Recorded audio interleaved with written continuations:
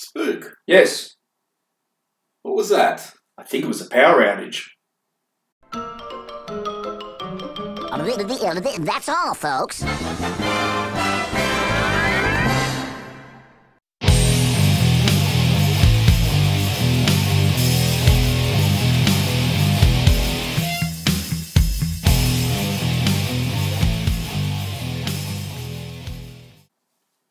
Welcome to the Collingwood Rant. I am Sly. And I am the final countdown spook. And this is the episode following our crushing victory over the Port Power. The power outages. Yep. Just before we jump into the match review, Yes. Shockingly, we had a late withdrawal prior to the game. Sam Murray went out for personal reasons. Oh, what reasons were those? I believe they were personal. Good. And Personal? Personal's for assholes. Nathan Murphy made his debut. Murphy was highly touted by the club. The club actually said they were tossing up whether to take Stevenson or Murphy with pick 6. And he was great in Robocop. Yeah, he was pretty good. So what did you think of the game? Said it before, I am almost in borderline wonderful awe of this side at the moment. The fact that they went out there and not only did what had to be done, but did it in such an emphatic manner with that back line is an incredible achievement. So, well done, Woods. I dips me lid. Well, I'll like to take this further. I am in awe of this side. And people will know generally not mindlessly glowing about Collingwood. Well, you've said the odd, maybe disparaging remark Yep. in your time. If you look at this side, they've lost Treloar from the midfield, gun midfielder. 4 liners lost Reid or Darcy Moore, whichever way you look at it. No Elliott, no Fasolo. I thought we were talking about negatives. Defence has lost. Who has not lost? Everyone. It lost every tall, I think we lost 3 future draft picks as well. Yeah. So they've lost players from every line. They've been hurt all over the park. Literally. And they just keep winning, or they keep being competitive at the very least. There's been games where I just thought, well, this will be the tipping point and we'll just go, and I'll understand why we go. Every game, they are just in there, competitive, and, it's such an amazing phenomenon. We look at it, we go, think, shit, they've got 15 players on the outer, they've got about 5 guys who are definite starting 18, and they're not like peripheral guys, they're guys like Treloar, and Elliott, Howe's another one. Now, Dunn. They got guys there who you'd be penciling in your top 10 picks. You'd be writing those guys in first, and we are still going strong. And getting stronger. Yep. It's staggering. I mean, the game in itself was competitive. I felt like we always had the ascendancy. We just sort of needed to nail it on the scoreboard. We were inaccurate early, probably because we talked about how accurate we were last week. So good on you, Collingwood, for keeping us honest. In the third quarter, we started to break it open. And again, it just always felt like we were going to win by maybe 3-4 goals. But then that last quarter, we just totally pulverised them. Yeah, there was probably 2 periods in the game where Port really just threw everything that they had at us. And we withstood the onslaught. It was impressive, very impressive. Yeah, and I'll be remiss as a Collingwood supporter by not mentioning the umpiring. I thought that umpiring in the first quarter was brilliant. If they umpired every game the way they umpired in that first quarter... to the rules. Yeah. They're giving them holding the balls. They were, Coxie was impinged a few times. They gave that. And then after that first quarter, it was like... Forget it. That's it. We had it.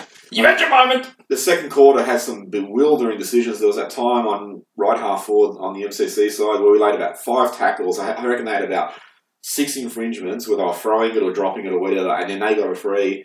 And then that same quarter, I remember Langdon wrestled his way, I think it was around Gray, and took a great one-handed mark, went down on the ground, and if it wasn't Gray, I apologise to him, but it was a Port player just dropped his knee to Langdon's head. It was like, well, take your pick, a mark or a free kick.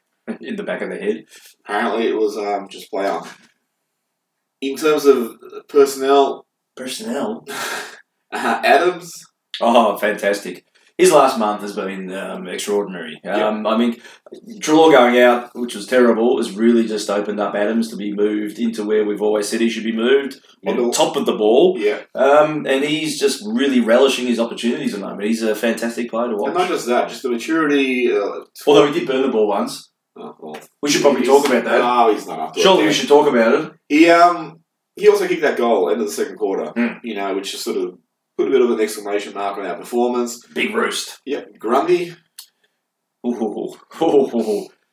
I mean, we've spoken about All Australian, and no doubt it'd be picked by Gorm just because. But well, geez, just to be... pause. I mean, they're actually talking about you got to play 2 ruckmen now in All Australian, and the argument which makes sense. This side's not playing anyone, so you should have any ruckmen you pick in it.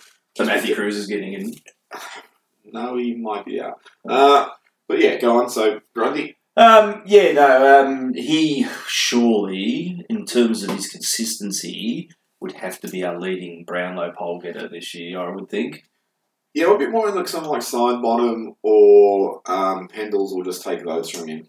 Some, but I think he'll be consistently polling, not necessarily getting the 3 all the time, but he'll be up there, I reckon. Yeah. Lesser lights, Brody Myercheck.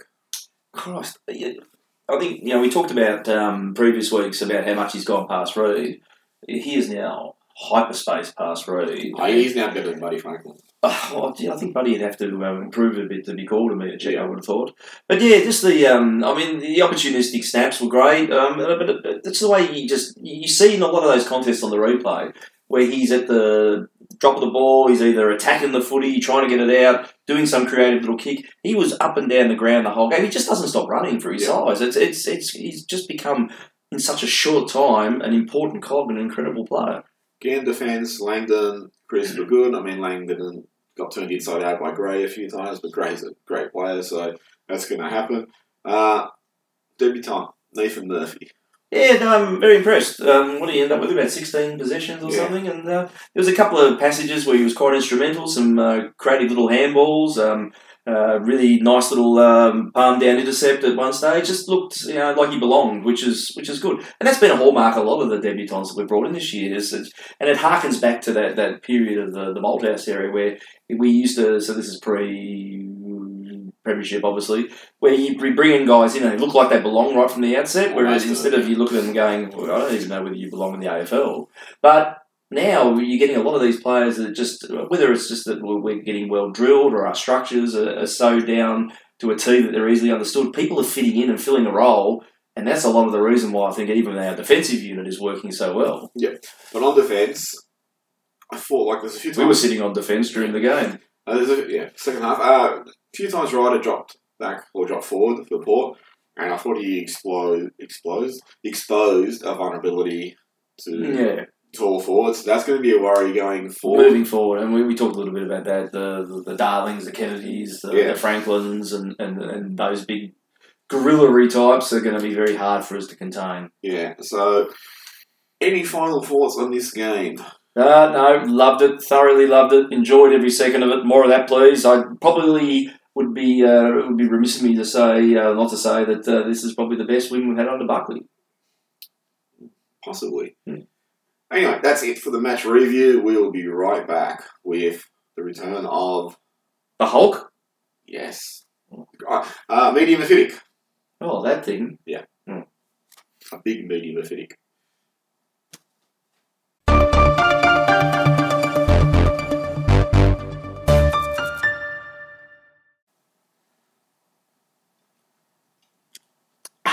So we're back with medium acidic. Oh, that's what it says up there. Yes, right there. Did you know Collingwood is leading the frees in the league for differentials? We have hit a plus 101 differential. Ooh, who's number 2? West Coast with 83 plus. Okay. And that's interesting. Richmond's down the bottom, 18th with 110. If only they were. Differential in the negative. I actually find this interesting because, it doesn't really matter how many frees you get. It sort of matters where you get them. If they paid some of the frees for Coxie, it would probably be a 150 differential. Quarter. Yeah, I just found that really interesting. Hopefully the audience did. Yeah. Peter Dacos was interviewed about what it was like watching his son. Triple M reporter Ethan Meldrum. Ethan Meldrum. Yeah. Any relation to Molly? No idea. I just I was reading this and I thought, look, it's not really that interesting. Oh, then don't read it. Move on. No, but I just got to read. Ethan Meldrum, I think he's about 12 years of age. He said, Peter Dacos, forged a stellar career playing for Collingwood. Well, that's Stellar career. That sums it up quite well. Yeah, he's off to a good start. Stellar career. And he didn't hurt his fingers typing that though, so it didn't take too long. And now being followed by son Joshua, has now played 12 games in black and white. And Peter says, you ride every bump, and you look at his positioning off the ball, and you wonder why he isn't standing there. Peter Davis laughed. So actually, that was going to be interesting, because you think after the game, Peter would probably be saying to Josh, you have to go a little bit across the there. So I just actually find that, you get players who watch their games and think, okay, this is what I did wrong, and this is what I did right. From another journalist, I don't know who she is, Kate Salemi. I don't know, did I pronounce right? Salami. She wrote an article. Should the Pies sign Brendan Goddard? Ooh. She poses that Goddard would be the ideal short-term replacement for someone like Matthew Scharenberg, who obviously is out with a knee injury. I would have thought if we wanted to shitfest the way we were going, that'd be the perfect guy to bring in. Goddard will be 34 next year, not 40. I've enjoyed, over the last 2 years, some of his more hilarious fuck-ups. Well, actually, because I was searching around for stuff in the media, and Wayne Carey said, Goddard's cooked, he's finished. Yeah, that was what? Have you got a year on that one? That was this year. So he's watching about 7-8 games, and most of the games he just looks like he's sort of not quite in the tempo of the game. No, look, if we want a guy that can't defend one-on-one and wants to yell a lot at his teammates, then yes, I think we should go out and get Brendan Goddard at the end of the year. Or maybe he could just retire gracefully. Well, he's at Essendon, so he's not going to retire gracefully. Go on kicking and screaming. But I actually found it ridiculous that after the criticism Collingwood's cop for picking up Daniel Wallace and that anyone would pose. Who criticised that? No one. Go get a 34-year-old. Yeah. That's what you need. And it's particularly ridiculous after the game on Saturday, given you debuted Nathan Murphy, and you're thinking, shit, for the future, a young kid, or should we pick a 34-year-old who might get injured? You don't think that the media just cast the Collingwood net out at every opportunity? Oh, for fuck's sake. You wouldn't think that, would you? There's got to be a skerrick of truth in this story. I should just ask him hypothetically, should they get him? And I think, you get an emphatic no. No way, get... So apparently Nathan Buckley angered Tom Lynch by disclosing they've spoken earlier in the year. Oh, how dare he? I mean, that's terrible. Because that never happens, does it? He wouldn't have had any other suitors talk to him up until Buck. But apparently it put Tom Lynch in a bad position where he had to face his teammates and say, yes, I am leaving. Oh, so there's a good position that you can do that. Yeah. So maybe at the end of season trip after you've run off in the opposite direction at the airport. I really, am annoyed by the media and the bulk of the media. You can just stop there. I won't mention names like Mark Robinson, who, said, oh, well, Lynch should show some loyalty to his club and should re-sign and all that sort of shit. And hunting around, I found this from Chris Judd. Chris Judd said the Suns, should say, look, we're sorry we drafted you as a kid. They can just stop there. Yeah. The environment we created for you wasn't up to standard. We've cost you 8 years of your career where you have no chance of succeeding. We're sorry. Thanks for putting in. You go with our blessing. Well done, Juddy. And that's what it comes down to. Why should he stay at a fucking shit club? Why should players stay where there's no chance of success in the short term, in the space of their career? Judd's not really a prime example of doing that. He left a good club to go to a shit club. Yeah, but he thought he was going to win finals. But at least Judd had experienced success. He's talking about a guy who, has never experienced finals and probably in the lifespan of his career won't experience finals if he stays behind at the Suns. So I thought that was actually really, interesting and justified by Judd. Pies are apparently interested in Dane Beams returning to Victoria. Oh, wouldn't that be a nice feel-good come-home story? Would you pick up Dane Beams? Yes. What would you give up for him? Not much now. Yep. We have bigger priorities like key positions. He'd be a free agent, though, surely, by now, because he'd be... He wouldn't be a free agent, though, because he hasn't played the 8 years with Brisbane. Isn't there an age thing around it, though? I have no idea. No. We have no idea. Someone should do some research. If you know, put the answer down there and we'll ignore it. Yep. I'd like to take him for as cheap as like the Chris Tarrant type return. Getting back in there, play losing grand final. Yep, no, that's the Collingwood way. Yep. We should get Renee King back for one. Oh, that'd be good. Just get him to sit on the Franklin or someone, one of the key forwards. He could these days. Yep. Taylor Adams ranks number 22 in the competition in the past month for average effective disposals. Not bad for a guy who runs his can't kick. Only 10 players in the AFL are winning more of contested stuff per game this year, and just 6 in the last 4 rounds. Who are they? I don't know, I don't care. Yeah, we don't care. You know, but geez. I remember sitting at the game, watching the match unfold. I just remember like the supporters behind me were just mouthing off about Adams. Hang on, so where was I sitting? I think that was when you went to the front row to get an autograph from, what was his name? Adam Oxley, yeah. I can't believe this public perception that persists with Adams habitually being a poor disposer of the ball. Did they pump up Sidey? No, but I don't think he'd done anything. So, are Collingwood cloning Richmond's brand of football? I'd hope not.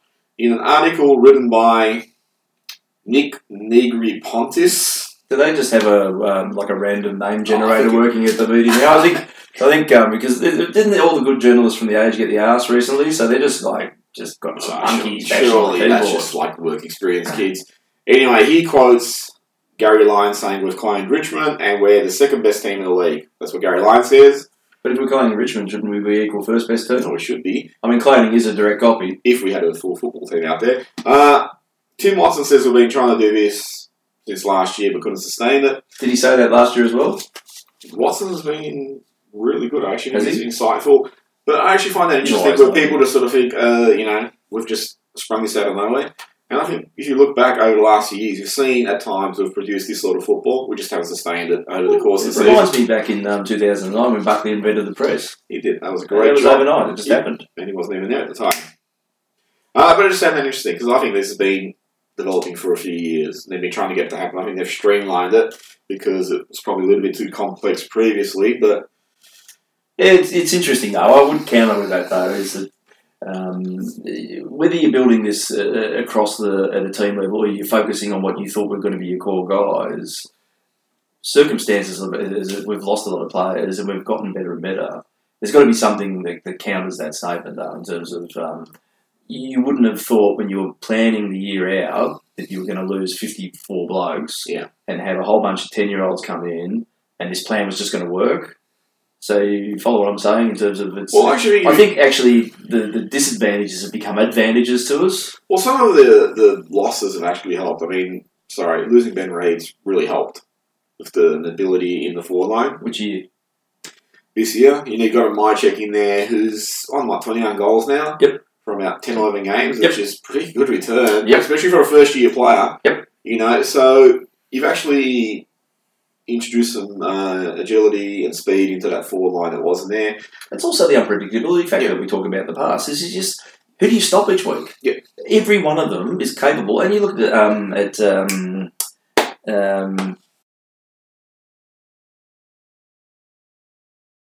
and we're back. You don't know who to man up there. I think,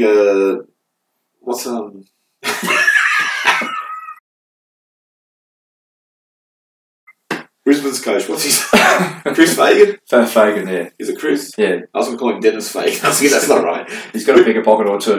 He was saying he does know to man up. Playing this. Because, you get guys, you got a few guys who kick like 4 or 5s. Oscar Elliott, Coxie, DeGoey, Josh Thomas. They've all kicked little bags. You don't know who's going to spring up. But you even look at Thomas on the weekend where he did pretty much 6 degrees of naff all in the first half and then still had an impact at the end. And when you look at that forward line, you don't have to have 100 possessions every quarter. All you've got to do is lift and kick 2 or 3 goals and that's enough. Yeah, and I think it probably shows the fallacy that you always need two tall forwards or 3 tall defenders forwards. Just about delivery to the ball and maximising opportunities. I never understood, and we've talked about this before, why you can kick the ball out from the full back line and you can hit passes all the way up to half forward and then just someone goes, I'll just put the fuck out of town. I won't look for anyone, I'll just boot it. That's the way it works. It has to be a lot of perceived pressure, you think. It's no different, than hitting a bloke who doesn't have to move from 60 metres away. You can kick out of defence, but you can't kick between those 2 big sticks. Yeah, you look at how many players recently watching games now are not opting for that drop punt set shot. Yeah. They're doing that around the body kick. And the stats are backing up this is the more successful way to go. But clearly it takes that mental block out of your set shots. Yeah, I feel like about that little snap kick is surely you step off the line and only take a step. It should be play on. So when you get situations where the siren's gone, you shouldn't be able to use it. Anyway, 3 Magpies have been recognised for their fine 2008 seasons with nominations in the AFL Players Association's under 22 squad. Oh, who would they be? So Handles? under 22. Oh. Jordan the Gully. 15 games, 34 goals. This is prior to this week. 15 games, 34 goals, 17.1 disposals per game, 2 marks inside 50. That really is an impressive bunch of numbers there. Yep. Tom Phillips, 20 games, 12 goals, 26.4 disposals per game, 7 matches with 30 or more disposals. Jaden Stevenson. Oh, there's a shock. 20 games, 30 goals, 12.7 disposals per game, 103 scoring involvements for the season, ranked 6th at the club. Let me put this to you. Where the hell's Braden Maynard? He's the unsung hero, isn't he? He's kept in consistency down back. Oh, he was brilliant on... He generally is too. Yeah, it's they're all goal scorers. I mean, that's the flashy element of the game, isn't it? Really. Your Dow defending is it's not all that exciting. No, but he's not that Dow because he's pretty flashy himself. Just something else going back before their amazing victory over West Coast. The media were lamenting the injuries that were derailing Melbourne's season. No one else has had injuries. No one? No. And I've seen a few Essendon games lately and I'm fucking sick of how pumped up they are. It's like, how great a team are Essendon sitting 10th on the ladder? But Collingwood, oh well, it's all thanks to their easy draw. That's why they're up there. But they're beating nobody.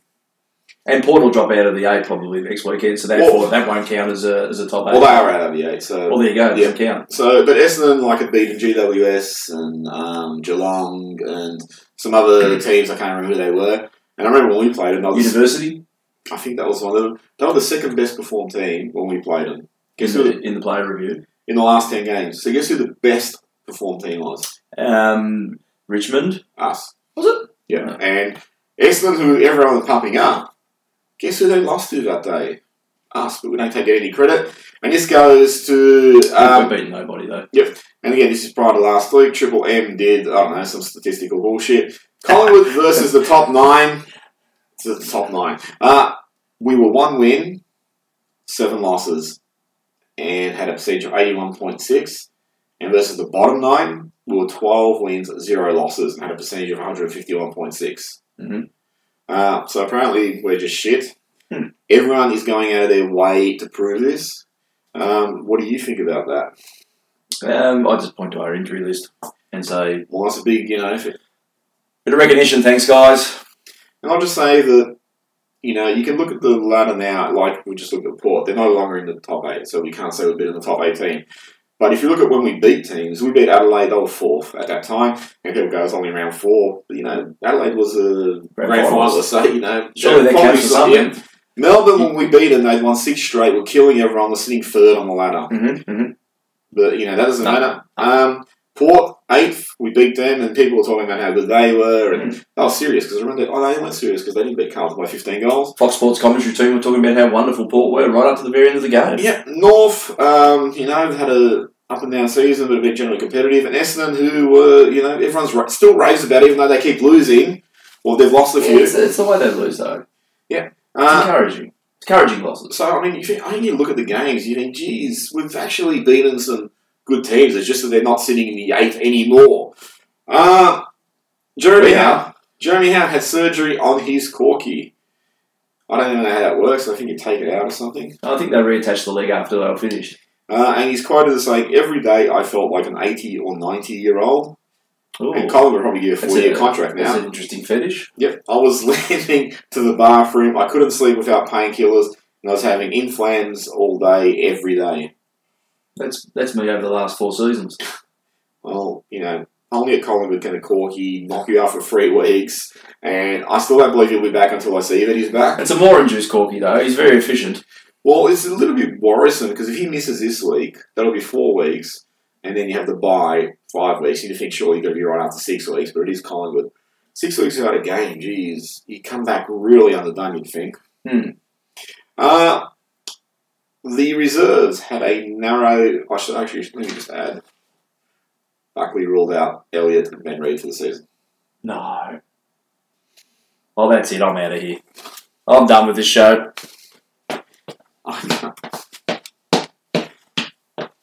You had to go down, so I beg your pardon. So reserves won a close one. 2017, 137 to Frankston's at 1-4-10. You don't think Frankers are in this competition for any other reason other than comedy? Well, yeah, Alex Fasola kicked 5. Is that all? Smith and McClarty, Josh Smith and McClarty kicked 2 each.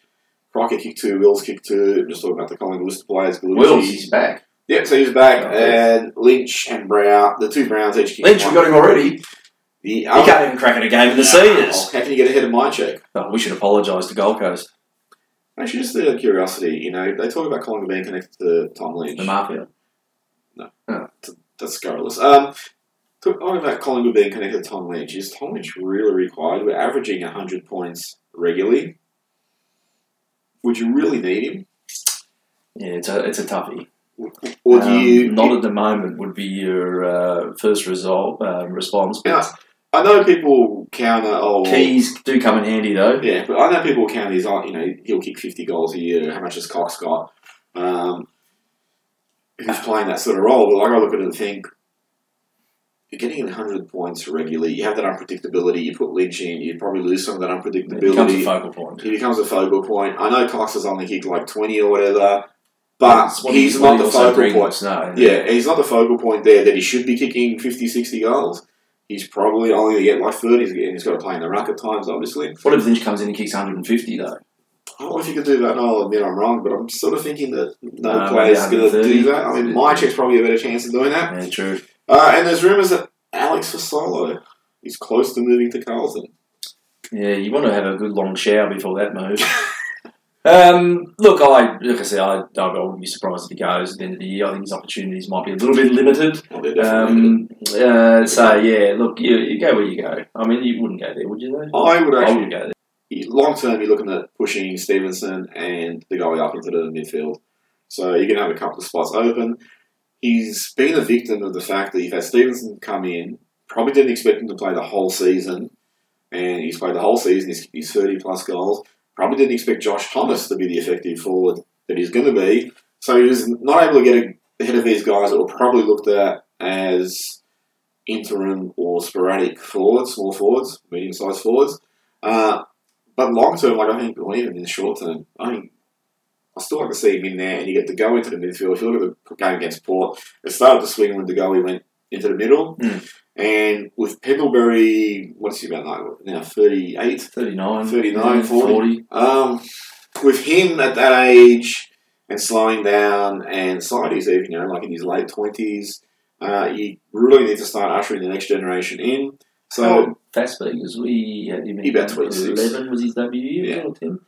He's about probably 26. hit his prime. Yeah, so I actually think, I'm not sure whether he's going to work inside of this fourth line. We don't know. You have to try it. The one chance that you get this year, it probably wasn't the greatest game for him, and then he got injured pretty early. But just in terms of I'm looking at, you got some guys in the forward line now who are going to evolve to become mids. And who then replaces them up forward? Unfortunately, we don't know what's happening with Carl Kirby. Josh Takos is probably still some time away from that. And then there's no other small forward there. But I know maybe Crocker, but he's not really small. No. So, if you probably had Kirby, playing it, coming in and out this year as you expected he probably would, until he had a heart problem, you'd think that, okay, maybe there's no room for Solo, the next generation's coming. But at the moment, there's not a lot else in there in terms of small forwards. What we've got is what we've got. No, or Joe Blair's the other one. Yeah. Well, and Fasolo does have genuine talent. So I'd like to keep him. Interesting, yeah. And that's it from Medium Acidic. We'll be right back with the match preview. Ooh.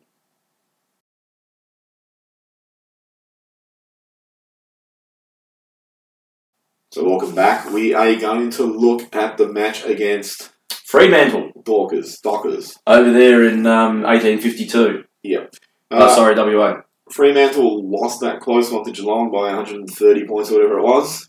Why couldn't we have the insipid Fremantle this weekend?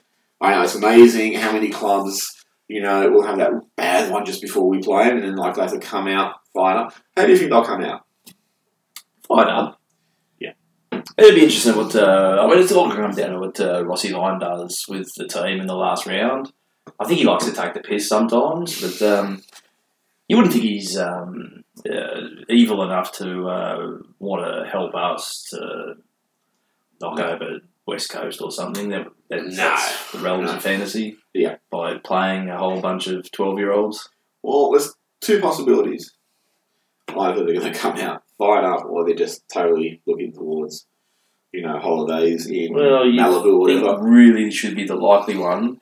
But how many guys in that list may be playing for their job next year? Interesting, though. Sort of like they were talking about giving Ballantyne a contract and Sandilands a contract and Harley Bennell a contract. Oh, so they are taking the piss.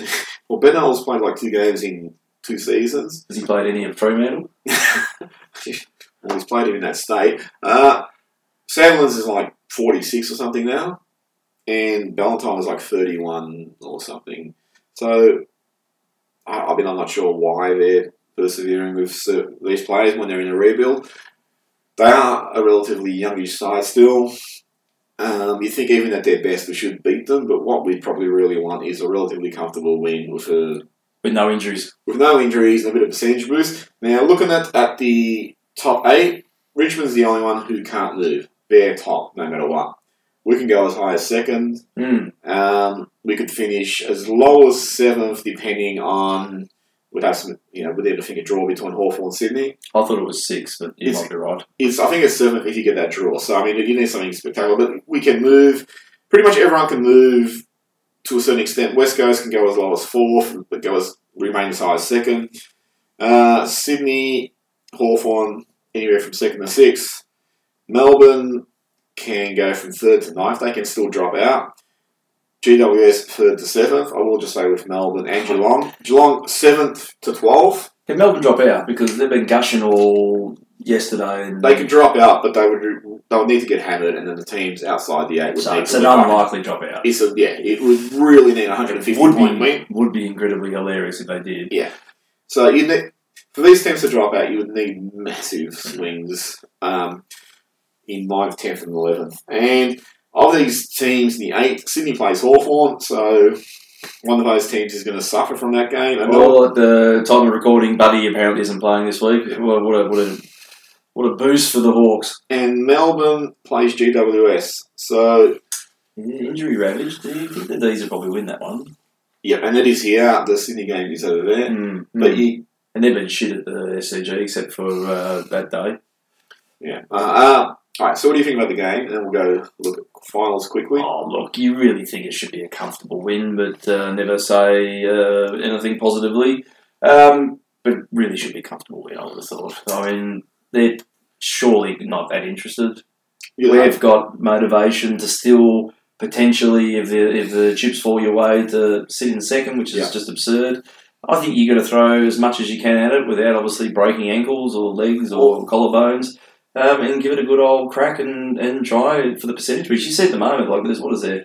We're 0.1 or 0.2 above Hawthorn or whoever, and there's about 0.3 between the 3 of them. It's so close still. It's ridiculous. Yeah. Well, I'll probably be watching this game at some point. Just hoping no injuries. That's going to be it. You just think, geez, if they got an injury to like a key playmaker like Grundy or Adams, I'd just be. That's it. Yep. I think we should win. I think they'll probably come out spirited, but as happens with teams that are struggling, they're competitive for a bit, you knock the belligerence out of them. I think they just let go, but they can say, well, we tried, but they're too good. That's probably the good point, or the best point, is that, it's simply, look, even if they come out fired, you'll demoralise them fairly quickly with a couple of quickies. Okay, now, interestingly, if all results go as planned in this final round, then we would probably go back there and play West Coast first final. Yeah, I think it's, you got the break, I suppose, as the travel factor's not an issue these days. But I'm just thinking it's actually a good trial run to play that ground and then come back 2 weeks later. So you actually get to know it, get to know the City of Secrets and all that. I don't recall when we played there last, probably. I don't think we did the new one. Yeah. I don't think we had. I think we played there last year or something against them. We won. Pre-season game against Freo or something. We beat them last year when Crocker kicked, not the winner, but it was like a sealer or something. I'm pretty sure that was there. But anyway, it'd be good to just sort of get a run around on it. Yep, agreed. Let me actually put this to you, though, even though it's finals aren't settled yet. Who do you think would be the best opponent for Collingwood to face week 1 in terms of who would be likeliest to overcome? And I understand that opposition clubs would probably pull this footage and use it as motivation for their. You think tackling Richmond reminds me of. Well, I take. I actually we finished 4th. Was it 2 or 3 when we played Brisbane and we had that really encouraging win? And 0-3 we played in the qualifying final. That was it. It sort of feels like that. I don't know whether you want to. I think West Coast would be a good test, but they're going to have probably Darling and Kennedy back. It's not a good test then. I don't know. Whoever it is, I just want them to win.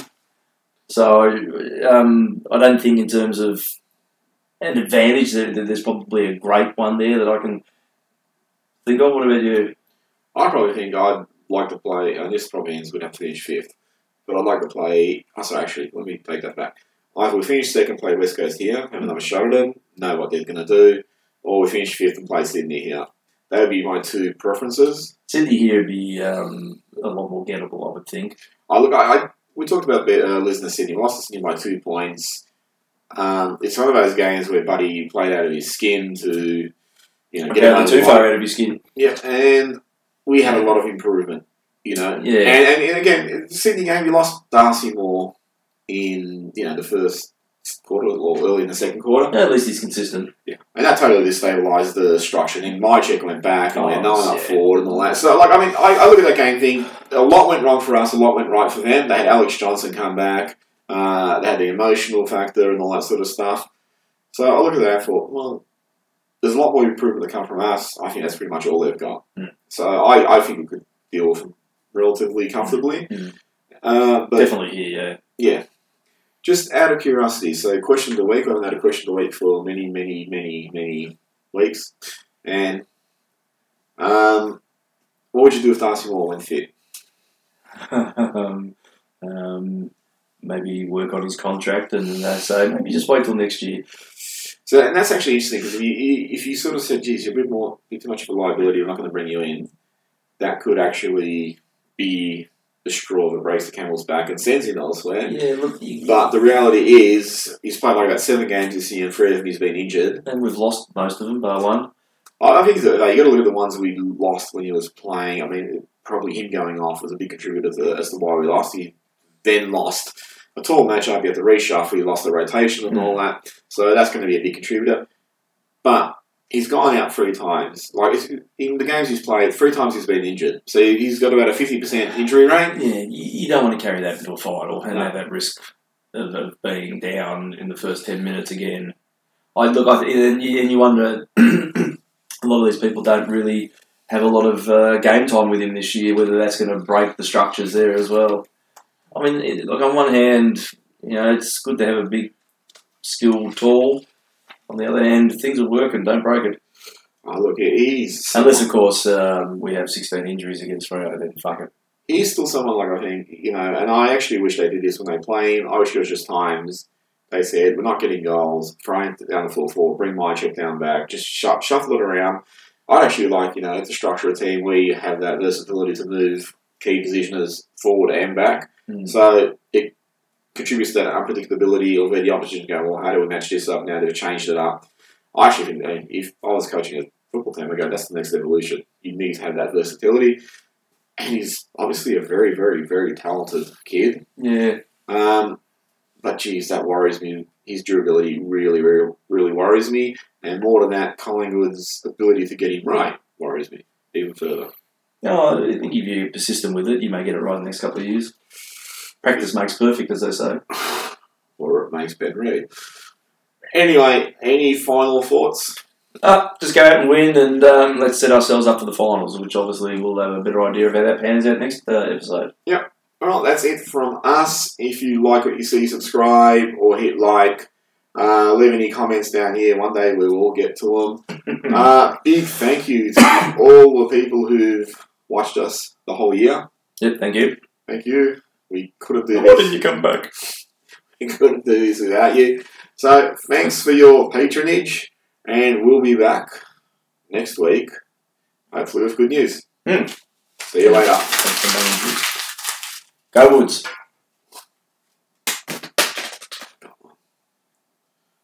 the premiership clock. That might be a good sign. No, that's it. That's it. Season's derailed.